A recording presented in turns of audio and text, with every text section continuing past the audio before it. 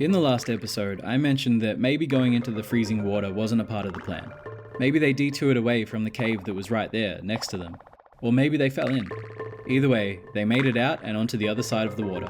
They would have been freezing, and we've seen just how harsh the wind can get up on the glacier. Lost and desperate, the Kongs stumbled into a nearby cave to escape the elements. This is part 24 of Overthinking Donkey Kong Country. At least, that's how I think it went down. Unlike, say, Reptile Rumble, this cave level doesn't seem to serve as a shortcut, or even a viable route to their destination. So it's my guess that they got themselves all turned around after Croctopus chase, and that's how they ended up here. But let's put a pin in this and take a look at the level itself. Torchlight Trouble's the only level where we see the fifth and final animal buddy, Squawks. In future games, he's one of our main companions, but in this one, all he does is illuminate the path for us. And that's the main mechanic in this level. It's dark, and you can only see where Squawks shines his lantern. There's a bunch of burning oil barrels, which are arguably the main hazard in the level, but they don't illuminate the place at all.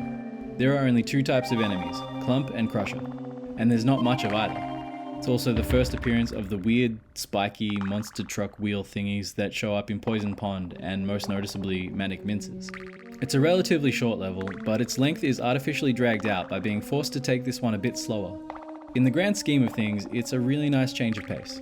Alright, now let's break down why Squawks is in a dark cave at the top of the mountain. I think it's clear that Squawks is from Congo Jungle.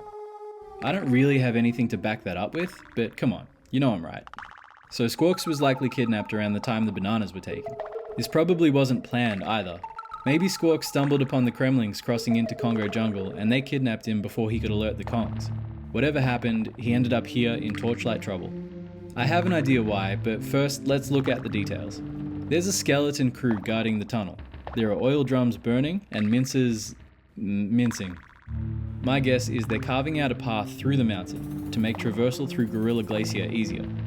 Squawks was likely put to work by the Kremlings to illuminate their operation. Or maybe it was a canary in the coal mine kind of deal. I don't know. The Kremlings probably weren't expecting company, which is why there aren't a lot of them. There's a grand total of 11 Kremlings in this level, which would make it the level with the least amount of enemies if not for minecart carnage. So that's it. The Kongs fell into the icy water, made their way through the Croctopus's territory to the other side, got lost, sought shelter from the elements in this dark cave, and stumbled upon a small Kremling operation. And very serendipitously, I don't know if I'm using that word right, they ended up saving one of their friends.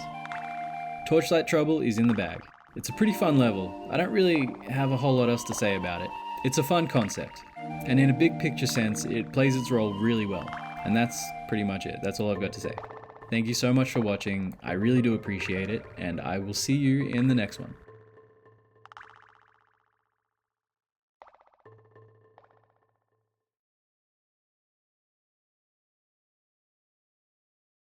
Alright, now let's break down why Squawks is in a dark cave.